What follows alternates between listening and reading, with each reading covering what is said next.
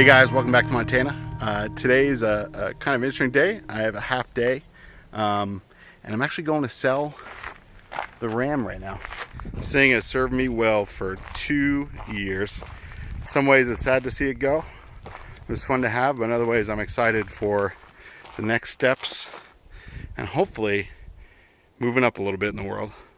So I'm not taking the truck to the dealer to trade this in and lose some value. Actually, I listed it on Craigslist about 12 days ago. I met a guy last night to look at it, and he seemed to like it. So going to his credit union to try and finalize the sale now. Hopefully pocket a little more money than I would have at the dealer.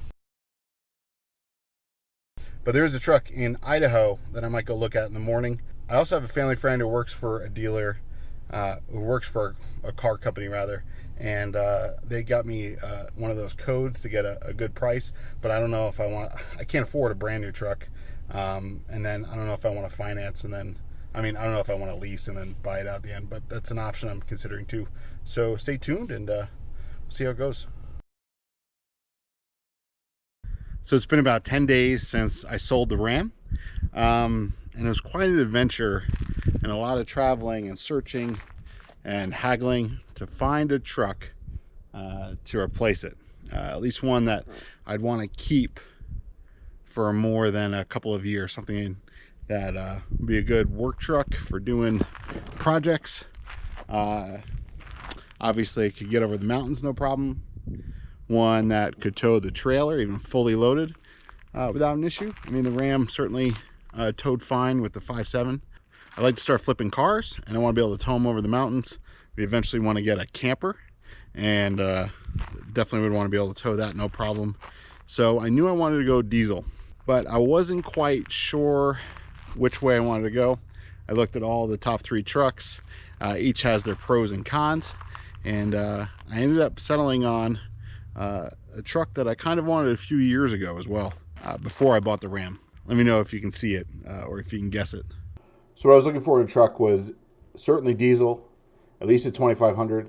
I would have gone 3500 if it was the right truck. As awesome as the Cummins motor is, I just didn't want to pay all that money for a Dodge that looked exactly the same as my 2009 truck. I mean, obviously there's differences, the 2500 to the 1500. Although I wasn't feeling it, I didn't rule it out, and I kept my eyes open. I first started looking at F250s, looking for the 6.7, which would have been, I think, 2011 or 2012 and up. Ideally, I wanted a 2015 and up truck, just for something that was newer, but then also lower interest rate on a loan. The truck market is so tight right now that I ended up having to drive all over the place, and trucks are just getting snapped up left and right. There's not a lot of new inventory at dealers, and so that means there's not a lot of trade-ins. I did find a couple on Craigslist, but they all had more miles than I wanted, and they were further away than I wanted to go. I did not want to pay 30 grand for an 8-year-old truck with 129,000 miles on it. My hope is to keep this truck for a long time. I don't put a ton of miles on the truck, at most 10,000 a year, probably somewhere more around 7,000 a year if we don't travel very far. And so if I amortize that out over 10, 15 years, the truck is going to have low miles and hopefully retain its value. First truck I seriously considered was a 2015 Ford F350. It was about a few hours away down in Idaho. My wife and I took a trip on a Saturday. The in-laws were in town and they watched the kids. When we got there, the truck was just tired. You could tell that it was worked hard. It had a leaking rear pinion seal. The front diff was leaking. The motor just sounded loud, louder, more clanging than a diesel should make. The steering was loose. It was just tired. It would have made a good work truck. Someone could have put some love into it. But for the money that they were asking, and it had 118,000 miles, something like that on it, we just had to pass. I had a family friend works for Ford, and I had a code for a new truck to get cheaper pricing. But even with financing or leasing, it was just more money than I wanted to spend, and in most cases, more money than I could spend. And I began thinking about Silverados again. But when it came to diesel, I hadn't really considered the Duramax. I did like the idea of the Allison transmission. I did a little bit of research on the Duramax motor, and there were quite a lot of different versions, especially recently. So I went and drove 3 hours the other direction to another place in Idaho. The truck looked real good in pictures. The price was good. And when I got there, truck was a little tired on the outside. Nothing I couldn't have fixed. But on the interior, it had the lesser package. It didn't have I mean, it was still an LT, but it was kind of barely an LT. It didn't have the tow mirrors. It didn't have the newer hood that I liked, obviously in the later 2017 and up, and didn't have backup camera. Just little things I could have fixed. I did get them down quite a bit. I did do a decent job haggling with them, but at the end of the day, I couldn't say yes to the truck. It smelled so bad of smoke, and no matter what you do, you're never going to get it out. In fact, I said to the dealer, I said, you know, I'd be willing to spend a few $1,000 more on something that was just a little bit cleaner. And so that's what I did. I waited and found a truck. That was on a Tuesday or a Wednesday. I drove down on a Saturday to look at this truck. Are you ready to see what it is? America is still the land of rugged individualists. There it is. It's a 2018 Silverado 2500 HD 4x4 LT crew cab with a long bed. Long bed wasn't something I absolutely wanted, but it was certainly on the wish list. I could have gone away with a shorter bed, but I figured if I can get a long bed, why not? You know, the demand is up for them, and so if I resell it, and then also if I'm doing work, I gotta go get supplies. I got 8 feet to get plenty of lumber in there without a problem. As you can see, it's got a ton of bugs on it from the 4-hour ride back up from the dealership. Let's go inside and I'll tell you why I went with this truck. So why did I go with the Silverado over the Ram or the F-250? Well, coming out of a Dodge, I like the Dodge, especially for the 1500 level trucks of that era. I definitely like the way that one looked the most, and the interior was the nicest. But, you know, a lot of that stuff's just really opinion. Some of it's not, but, you know, a lot of it's really it's just your taste. I wanted to buy a truck that I was going to keep for, you know, 10 years, 15 years maybe. Ideally, just something that I could get that would be a daily driver, a workhorse, something that could tow a lot of stuff. Like I said, I want to start flipping cars, be able to tow cars over the mountains, you know, an SUV over the mountains. And I'm sure the 5.7 could have done that fine. I really wanted a diesel, something that was more powerful, you know, work longer, work harder. A truck that I could keep for a long time, that the resale value would stay high. Just something that, you know, if we wanted to pull a camper, we could easily pull a camper. You know, we don't have one of those yet, but maybe in the next couple of years we'll pick one of those up to start doing family vacations and road trips with. As much as the Cummins motor is awesome, I didn't want to be in the same truck that I was just in again for another 10 years.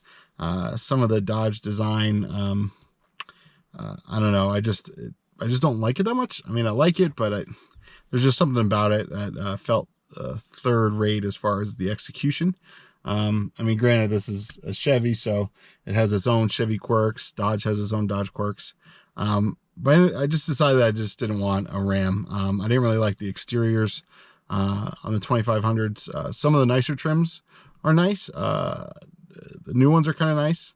But for my budget, especially if I found a lower trim level, I just didn't like the plain looking part of the truck.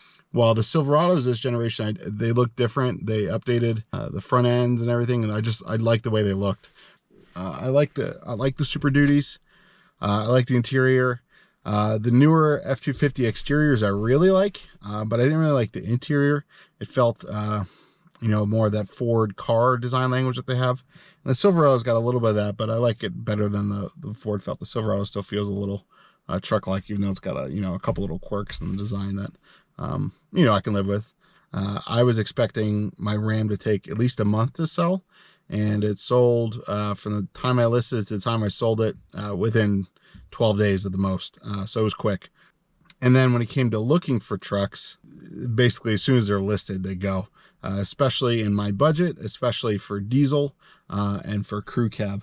I could have gone for a cheaper truck, like an older truck, but my wife's Tahoe's got 190,000 miles on it, and it's still good. But I wanted one that definitely had less miles. At least, you know, if we had needed a backup family car, we could all fit in this, and I just wouldn't have any worries. It would have been nice to not have a monthly payment, but especially given the current economy. But as I thought about it, I figured, you know, might as well try and go for it. And I was able to put enough money down between some savings and taxes and other things that, you know, other cash that we had, I was able to get the price down to where the monthly payment is manageable. Insurance was, you know, it's only, I think, $20 or $30 more than what the Ram was per month. So it was well within, you know, a budget. And I figured, you know, now's the time to make the move. The Ram still had value in it, and it was time to go. So this truck has the new, I keep saying every name, I'll put it below if I'm saying it wrong, the new LM5 diesel, which I guess is, from what I'm reading, is a little harder to delete a few things on it, but I'm gonna look into that. Truck's in pretty good shape. You know, it's got kind of high miles for the year. It's got 83, almost 84,000 miles on it, and it's only 3 years old, which is a bit much for the time frame, but I figure, you know, it's the lowest, first of all, it's the lowest mileage truck I could find in my budget, and it's also one of the newest ones. So I figure the rest of the truck's not that old. The consumables are fine. Based on the engine hours and the setup in the back, it doesn't look like they were towing much. It looked like it was more of a work truck. They had the steel toolbox in the back, apparently. You know, it's a nice LT package. It's got the hood I wanted, the bumper I wanted. It's got the tow mirrors already. There goes my neighbor. The long bed. It does have the vinyl floors, but I'm gonna get a carpet kit and put the carpet in just to make it a little bit nicer. But honestly, it's kind of hard to notice. It has the jump seat, which I wanted, just so we could fit all our kids, our whole family in here, being there's 6 of us. And you know, I don't like the console anyway. It's got the backup camera, the nicer infotainment system, so I'm not going to get a radio, at least right now. I'm going to keep this for a while. You know, it has a towing package, so it's got the trailer brake controller integrated. There's a couple things I want to clean up about it. Some of the bed liner is peeling up, so I'm going to trim that out. There's this switch that just says China and turns on red and turns off, so I don't know what that does. Maybe it does something in China. Maybe they track it. I don't know. So that's got to go. So I'm going to see if I can find a new surround for the radio fascia. It needs the tools. I'm going to go to the wrecker and see if I can pick some parts. But underneath the back seat, I have to wonder if the higher trim level has some sort of plastic fairing like the Ram had, so I'm going to look into that. That's one thing I do miss about the Ram, was the in-floor storage was an awesome feature there. Although I do like how the jump seat here does lift up and then has additional lockable storage in the actual seat. I'm just realizing there's no cup holders in here. The only cup holders are in the jump seat. Well, I guess there's 2 in the door while the Ram had 1. I liked how the Ram had cup holders up here in the front. Climate control's nice. It's got the digital climate controls, double glove boxes over there. So some similar storage, and there's plenty of room under that back seat. Oh, the other thing I like to do is I'll probably tint the windows, get a strip. I got to put the backup cameras in again. I'm going to put some cubes on the front. I don't know if I'm going to do a bumper or anything yet. I don't know if I'm going to do a light bar or anything yet. I don't really know where I'd want to fit it on this one. And then wheels and tires. That's probably going to be soon, because the tires on this one, they have some life in them, but they're, you know, they're on the latter end of that life scale. And I'll probably do a leveling kit to start. And maybe down the road we'll do the big Brodozer lift kit, but I kind of want this to remain workable and you know, still hopefully the changes I want to make them, you know, as the saying goes, OEM plus, make it a little bit nicer, a little bit cleaner, and not make it look, you know, ridiculous. I love to do a def delete, but everything I've seen now is like $2,000 to $3,000 between the parts, between the tuner. There seems to be only one tuner out there that's doing it. So if you know anything about doing the def delete on this, on the newer GM Duramaxes, let me know. All right, well, thanks for watching. I hope you liked the video. Let me know what you're driving and what your dream truck is down in the comments. And if you have one of these, what you did to it or what you do to any of that secret sauce, I'd love to know it. But until the next one, may God bless you, and especially in these days, keep standing up for what's right. Stand there and keep it like that, where you can see the whole truck, okay? Try and keep steady like that, okay? Yeah.